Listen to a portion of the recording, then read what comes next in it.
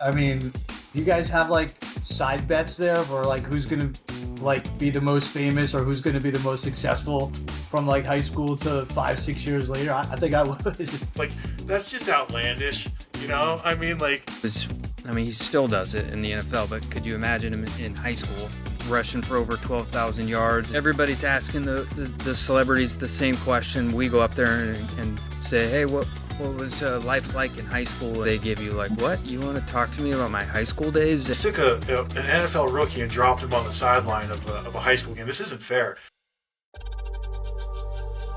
Dive into the dynamic world of high school sports. Whether you're a seasoned athletic director, a newcomer to the field, or simply curious to learn more about this exciting profession, this podcast is your go-to resource for inspiration, education, and a deeper understanding of the game-changing decisions that shape the world of high school athletics.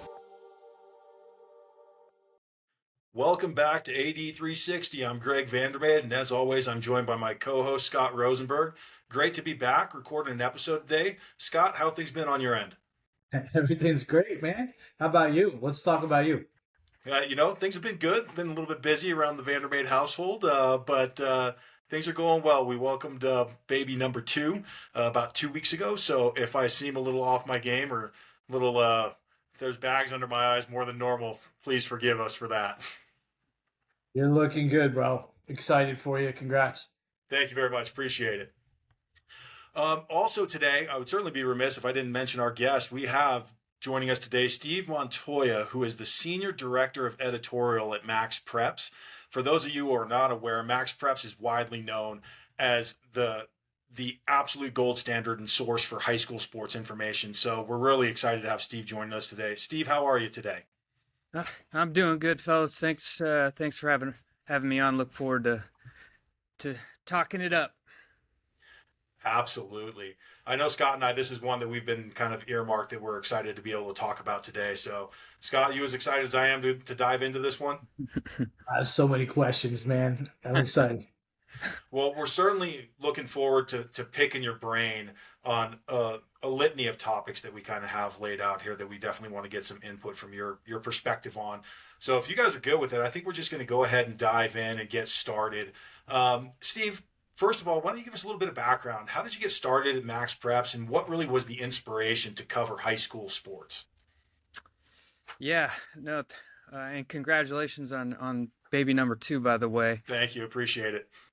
Yeah, it's been a long, incredible journey that I've been on, and with MaxPreps going. This will be my 20th football season coming up with the brand, and I was just graduating college or about to graduate college and was interning at a local NBC affiliate in Sacramento, and one of the sports anchors there had mentioned in a little startup that was about to get rolling covering high school sports, and he was going to go there, and there was another opening, and I jumped on it because at that time and still to this day, high school sports have meant so much to me in my personal life and pretty much everything that I do.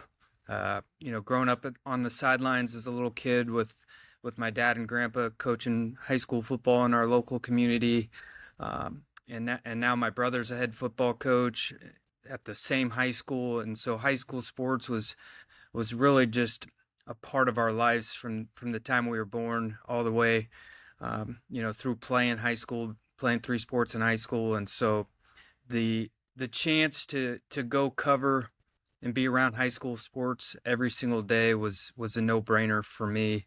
And fortunately, it has all worked out, and we've grown this brand over the past 20 years. And so it's been an incredible run, but that's really how I got the start at MaxPreps. Was really fortunate timing. Just happened to MaxPreps was starting up not very far from where I grew up, so got lucky in that matter. That's an absolute great way to kind of like describe it, because I feel like many of us in the high school space, we feel lucky, and a lot of times it's right place, right time.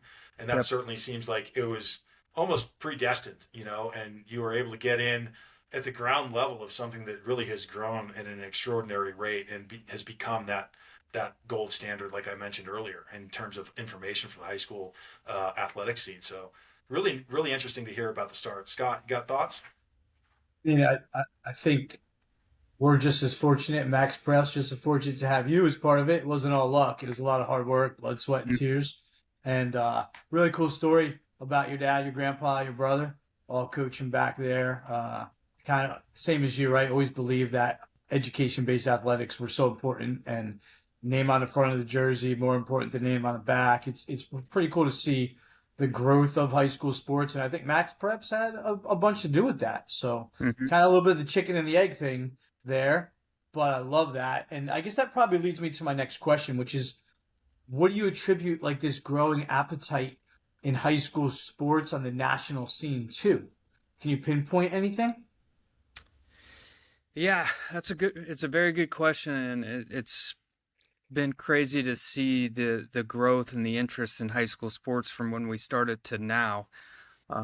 And there's many different, things I think of that has driven the rise of high school sports. Like you said, I think Max Preps being around has definitely helped. But to me, it goes back to the athletes, and I really think high school athletes like to compare themselves to others around the country. And for 4 years, there are millions of athletes just like you around the country, doing the same thing that you're doing day in and day out, trying to prepare and win a football game on Friday night or whatever sport you're playing. And now, kind of with this YouTube generation that we've seen for quite a while now, people, as somebody who has teenagers myself, they like to watch YouTube videos around others just like them, or day in the lives of a teenager that's just like them, or a family that might be just like them. And I think that's similar to what's happening in high school sports is you're able to compare yourself to somebody that's playing in Texas, and you're able to see what it's like playing high school football in Texas, or you're able to see what the number one quarterback in the country looks like, and you're able to see their videos and see what they're like. And when we grew up and when we're around, it really wasn't like that. You maybe knew of the teams kind of in the 40, 50-mile radius of where you lived because the newspaper or TV, you saw them on there. Uh, but there wasn't just the information at your hand, the social media at your hand. Think brands like Max Preps and Play On, where you could watch and see what it's like to play football everywhere around the country. And then when you see that, then all of a sudden teams like Mater Dei and quarterbacks and top tier recruits, you can kind of compare your market to what you see there, and then bragging rights come, like, hey, our state's better than your state. And so I think that the interest is just so much greater because things are right in your hands, and you can really kind of compare and contrast to what you're like as a player. It makes so much sense to me. The world has shrunk so much Hmm. um, everywhere and in every business, and it's really no different in high school sports to be able to feel like you're a part of something that's going on all the way across the country. And obviously, you mentioned YouTube, and my God, my kids will watch anything like on YouTube. They'll watch somebody else play a game on YouTube. I'm like, what are Exactly. you doing? Like, but that short form content really meets the low level of attention span that is out Mhm. there today. So some of the stuff that Max Preps has done doing with like that short form content, those quick hits seem to be just so attractive to people out there today. Greg, anything to add to that? Yeah, I really like the way how you kind of talk about the comparison ability of what Max Props has provided because, I think all of us on this call are old enough to remember when you would see like in USA Today, the national rankings, but you had no idea. Like you didn't Mhm. see that team. You didn't have anything that you could actually have like measurables or even just visuals. And I think that it really plays a big part in it because at the higher levels, like collegiately, you would be able to kind of compare yourself college athlete to college athlete because you could see some people playing on national TV or you would, play a national schedule and play people from different regions. High school historically didn't have that. And it provided that visibility and that lens, if you would, into, hey, I'm playing football in Southern California, how would I stack up against somebody in Texas or somebody in Georgia, et cetera?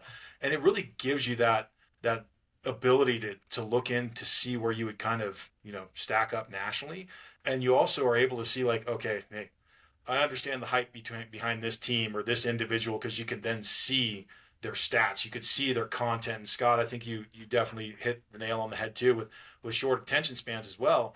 You get that quick hitting content, which is fantastic. I think it's really broadened the overall view for individuals in the high school level, whether they're fans or if they're athletes looking to compare one another. Yeah, yeah, and just one more follow up to that. I mean, when we were growing up, there wasn't social media, and there wasn't things where you could find all this information. But I even remember the show Two A Days on MTV, being a high school football player, and that was on MTV, and it was like one of the coolest shows I ever thought, because it's like, whoa, that's a high school football player like me in Hoover, Alabama, and they're kind of doing the same things that I do, and they're going through the same kind of things I'm going through. And that was, but the only way to see that was on MTV. Now you could really see that every single day, and you can compare and contrast to your position or whatever it may be. So it's right at your fingertips now compared to us old timers growing up. That was No, that, nestled right in between cribs and like spring break stuff, or what, on MTV? Exactly. Yeah. Exactly. so you mean the movie Varsity Blues wasn't a direct representation of what every high school football guy went through? That was a Uh, heck of a movie though. I think that actually segues perfectly into the next question that I have is when you're looking at it from a perspective of content and coverage of high school sports, how much has that changed over the past 10, 15 years? I imagine immensely, but certainly would love to get your perspective on it. Yeah, no, it's changing big time, and to me, like one of the biggest shifts I've seen starting at MaxPreps and now to where we're at is everything's live in the moment. And if you're not live, you're behind. Where when we originally started MaxPreps, it was really a way to bring what the newspapers and the TV stations were doing and bring it online, so you don't have to wait till Sunday to get your paper to see the scores from all the games around your area. And it was a way to get the box score post game, pretty much like an hour after the game, and it was amazing that you could get it an hour after the game. And that's originally how MaxPreps, why we started, was to bring it online.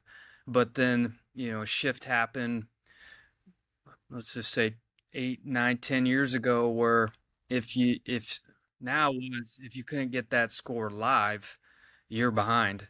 And so one of the biggest shifts we've seen is the emergence of being live and having scores in real time.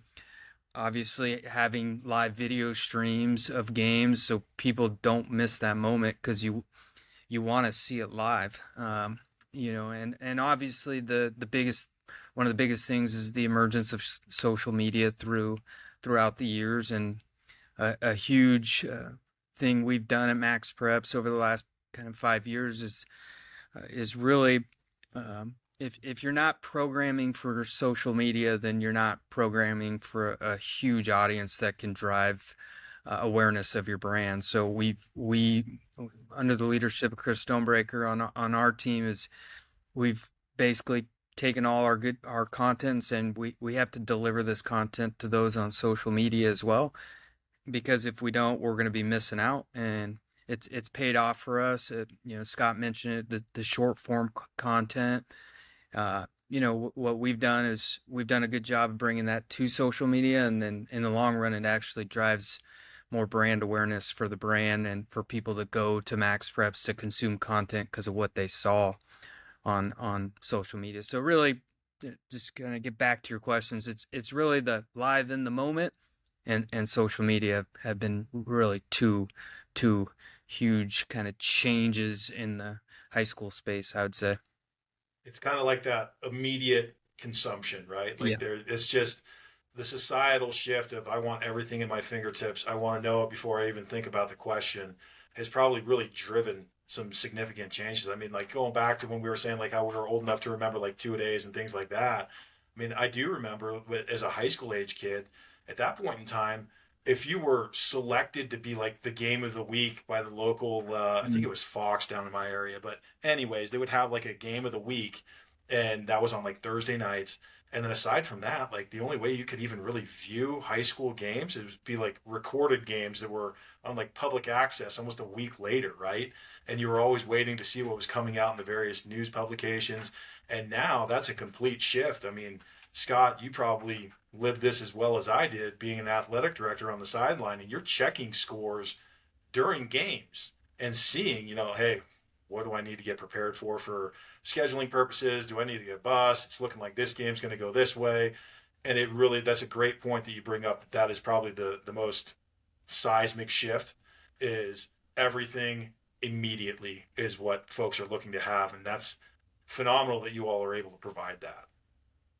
I think Yeah. I got to the point, probably a curse and a blessing at the same time, where I started posting, so many game scores on my own social media for the school social media accounts, that like there was that expectation level that I would do it. And then I'd have parents at like away games. I'm like, you got to text me the score so I can update it on my Twitter page or X page. Yeah, I mean but the demand was there, because then I started feeling like if I didn't do it, I was getting feedback from community members or extended alumni, like, how come I'm not seeing this ASAP? So Steve's right on with that stuff. And if you guys aren't following Steve on social media, you should, because I follow him and I get lots of great information. Maybe not like the specific game score, but I get some pretty cool stuff. So you gotta check him out on socials too.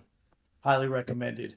All right, Steve, I'm already going off topic. I got through one question on script, and now I'm already gone. So, yeah, I was at a New Jersey athletic director like conference meeting today, and I was talking a little bit about MaxPreps and like kind of everything going on across the landscape of high school sports. And it kind of occurred to me that New Jersey is not necessarily what I would call like a MaxPreps heavy state, right? Mm-hmm. But I was trying to explain to ADs why I think it should be.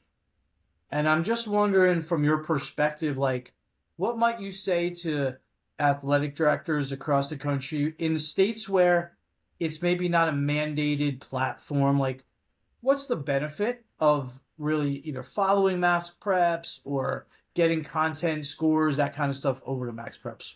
What would you say to them?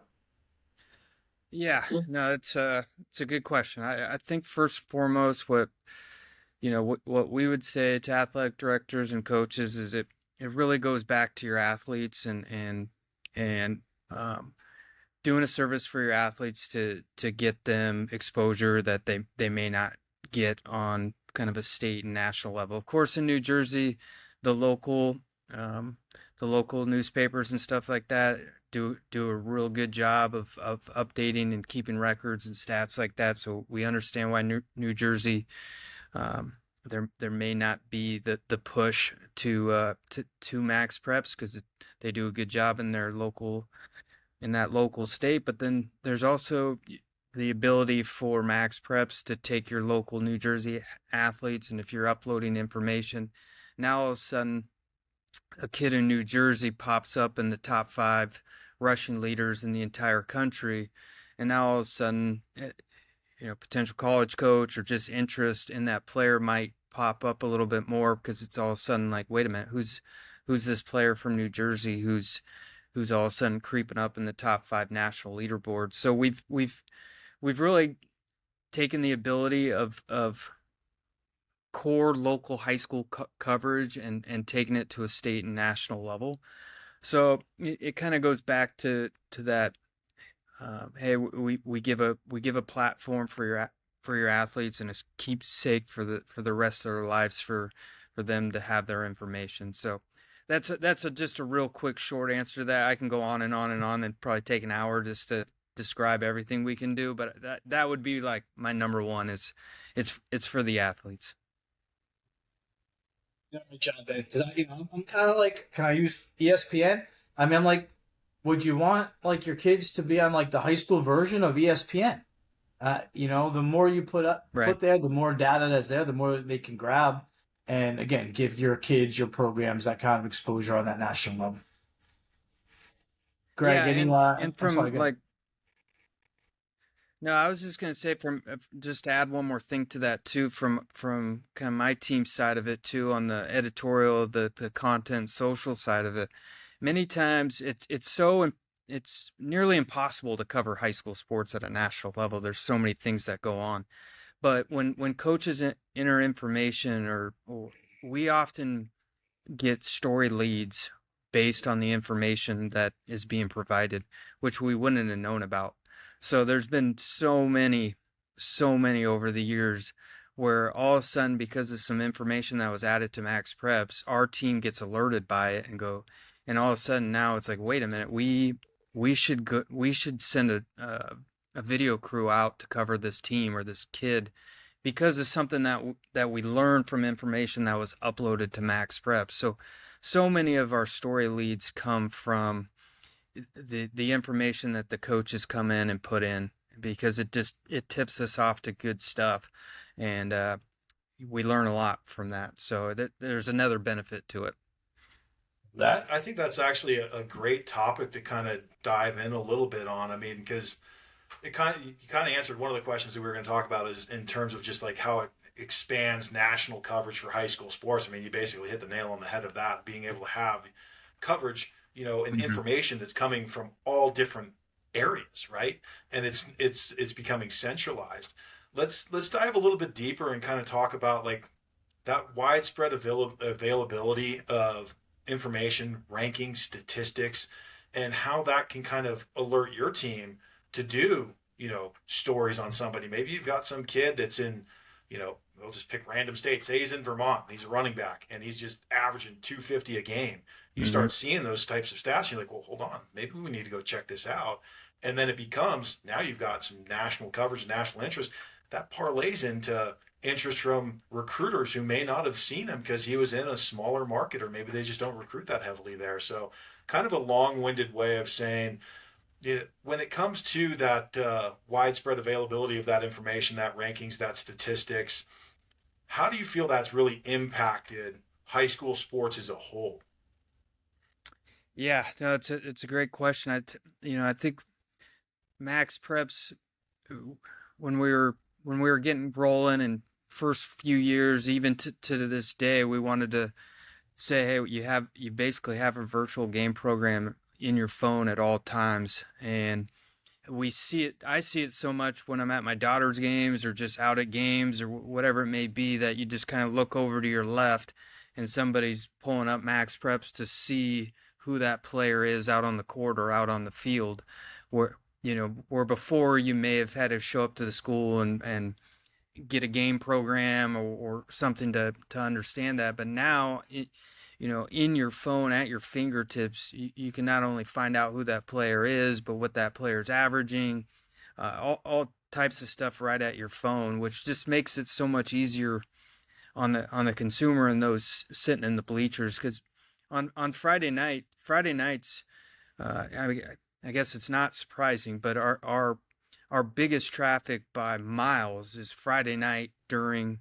that kickoff on the East Coast to the closeout of the West Coast, because it's people in stands looking at their phone to find out either information about players on the field or information about what's going on down the street or in their area, that because they're trying to find information and scores. So it's it's really a it's really been fun and cool to see just kind of the growth of MaxPreps, and now it's almost become in quite a few areas. It's like you don't even think about it. You just pull up MaxPreps on Friday and just look to find stuff. So as somebody who's been around since nearly the very beginning, it's just been so cool to see the brand grow like that. I don't know if I answered your question on that one, but I thought that was a good nugget to say. No, I think you certainly did, because really what it comes home to is you're enabling fans to be able to get further information in real time. You're enabling them to be able to learn more, whether it's about the team, whether it's about the individual. Because I remember as an athletic director myself, I mean, I would either do it where I'm pulling something up, I'm like, man, who is that kid? He's Yep. just, he's gashing us right now. Are we just having a bad day, or is he that good? Right. And you would be able to sit there, and sometimes it'd be like, yep, he's that legit. Or other times it's like, oh, we're having an off night, and it kind of Yep. gives you that visibility. And then also from the team perspective too, it allows you to get a view of their body of work as your team's competing against them. And I think that it really has enabled the high school sports fan to be more knowledgeable, not only Yep. about their own Definitely. specific team, but about their opponents. And once you have a little bit more knowledge, you become invested more in what's taking place. And I think that that's probably played a big part into driving fans that maybe wouldn't have attended high school events or engaged in them from a streaming perspective.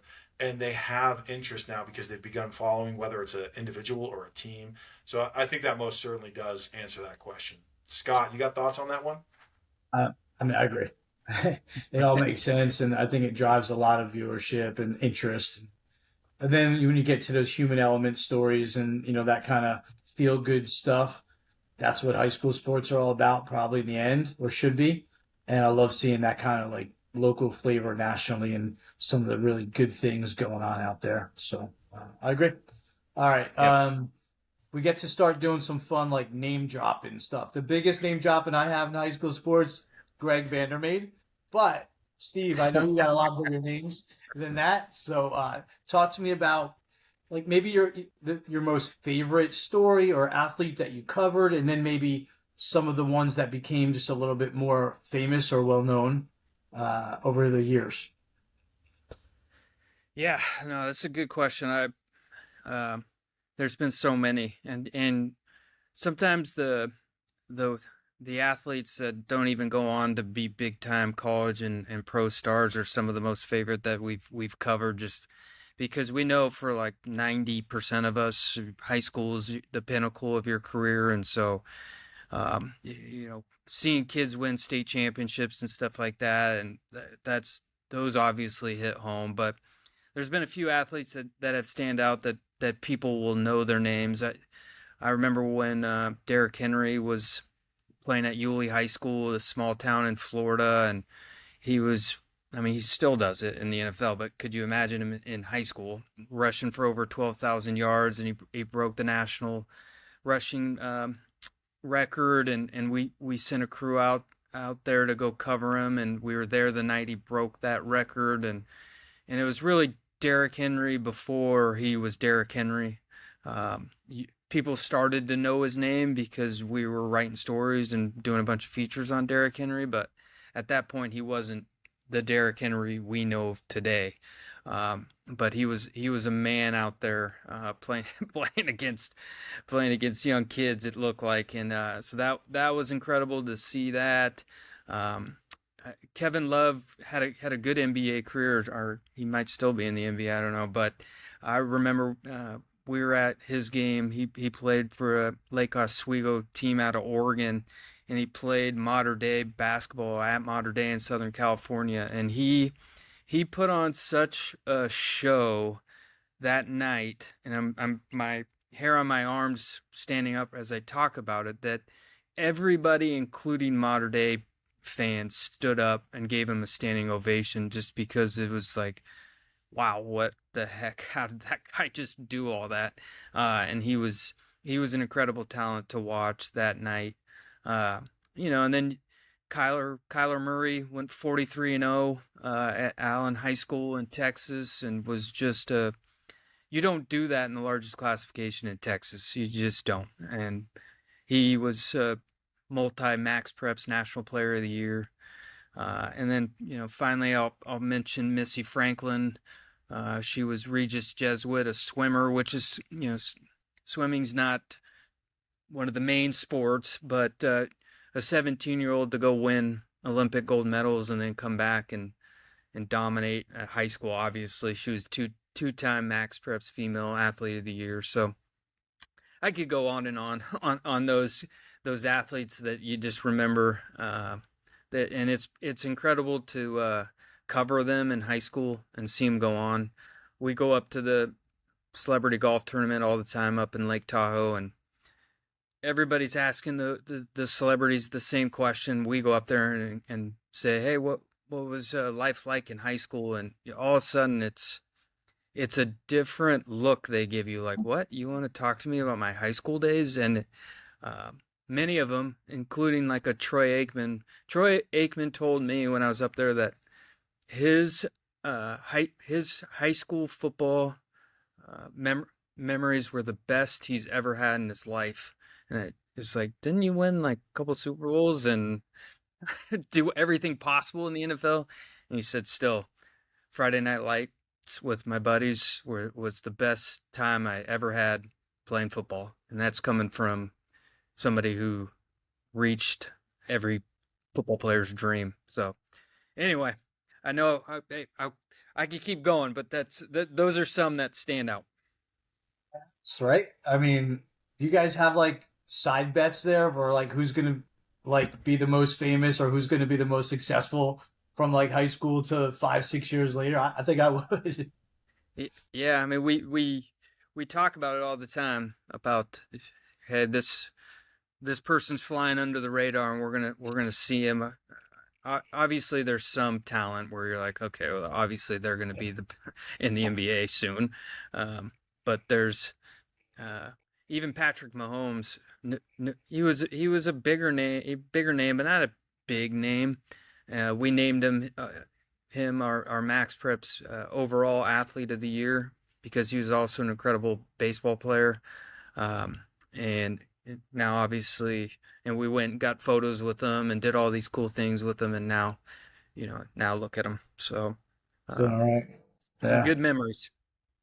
Greg, first of all, is it a big deal that get 12,000 yards rushing when it's 99 yards at a clip for Derrick I Henry mean, or no? I remember the first time I saw when it started kind of going viral and people were putting up like his highlights, and Hmm. it was just unfair. The other one that stuck out to me too that I remember from some years ago. Do y'all remember Clowney that was at South Carolina, and you saw his video and you're just like, you just took an NFL rookie and dropped him on the sideline of a high school game. This isn't fair, but it's Yeah. so cool to watch because you know pre Max Preps era, you would see guys playing collegiately, and you're like, oh, I remember when they were in college and how Yeah. dominant they were.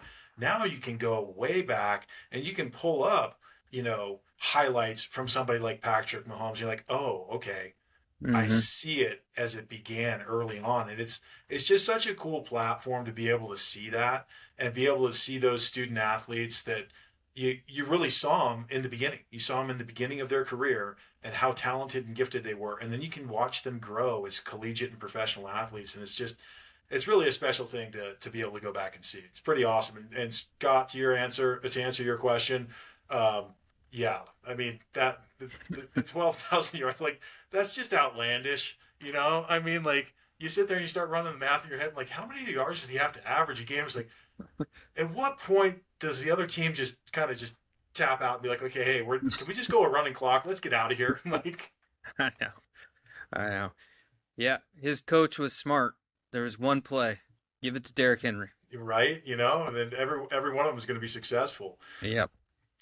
So switching gears a little bit, talking about growing interest in sports, right? One of the hot ones right now throughout the country is girls flag football. And with that continuing to grow and expand throughout the country, how do you see that growing in terms of just coverage on and Max Preps? Is there becoming a larger and larger demand for that emerging sport?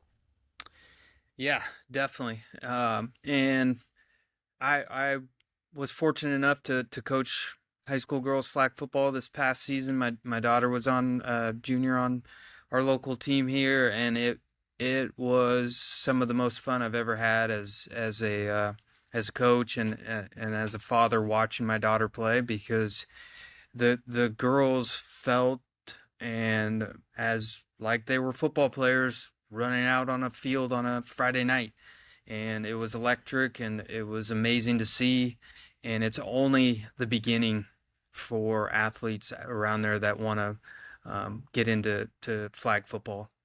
Colleges are going to start offering more and more college scholarships. More colleges are going to open up with the Olympics having it coming up here soon. I could see flag football becoming one of the most popular female sports that we have, and it's only the beginning. The tough part is what time of the season that you play it. Like right now, Florida just wrapped up their flag football season. We're in California and other states. It's in the fall, so we probably won't ever have it where they're all playing in one season. But at the same time, we'll have flag football year round because in states like Nevada they play it in the winter. So you have a bunch of different states playing at different times. But soon as states like Texas, which is going to be coming soon, and like that, sanction the sport, you're just going to see this domino effect. And I think we're not very far away from it being a sanctioned sport in every state. And it's been so fun to watch it grow and be a part of it as well. And I'm a major advocate of girls flag football as a sport, because I personally got involved with it and got to see it firsthand. So it's only the beginning for that, and thankful for states like Florida who've kind of pioneered this vision of flag football. Alabama, Georgia, other states like that have really got it going, and now states like California and others have jumped on board. So we're just at the beginning, but it's going to be fun to see it grow. It certainly is, and it's been exciting to see it grow in the various regions that you just listed. Scott, you got some thoughts on that? And it's been growing exponentially here in New Jersey. I know that. Also, really excited that for another time we've got the MaxPreps Advantage analytics software that breaks down the girls' flag football and bringing some equity and opportunity to that sport. I think is really cool. Something that we're doing here as a company too. Yeah, no doubt. MaxPreps Advantage is going to be for sports like flag football, obviously football, but flag football. It's exactly what flag football coaches need, because we don't want to pay all that money that some coaches are paying for other services. But if we have something like MaxPreps Advantage in our hand, it's going to be a great opportunity to collaborate with other coaches and break down film. Fantastic. This has been an awesome conversation. Great insights. Steve, we cannot thank you enough for joining us today. Any closing thoughts from you, Scott? Rarely do I say no, but no, I was excited to have you on, Steve. We're excited to be working closer and closer with MaxPreps, and I can't wait to see what the future brings. Steve, we really appreciate the time today. It's been a great conversation. Looking forward, like to echo what Scott said, looking forward to the future, because you've seen it grow and it's just going to continue to grow and evolve, and it's been a lot of fun. So we appreciate you having the time with us today. Yeah, Scott, great conversation. Thanks for having me on, and yeah, look out for what's coming for Play On and the family of brands that are now part of it. It's exciting times for us and for just high school sports overall. Well, thank you again. And for all of those that tuned in, we really appreciate you taking the time to listen to us today. If you liked what you heard, stay tuned for future episodes. Make sure you follow us on Spotify, Apple Podcasts, or wherever you get your podcasts from, just so you don't miss any new material. And with that said, from AD360,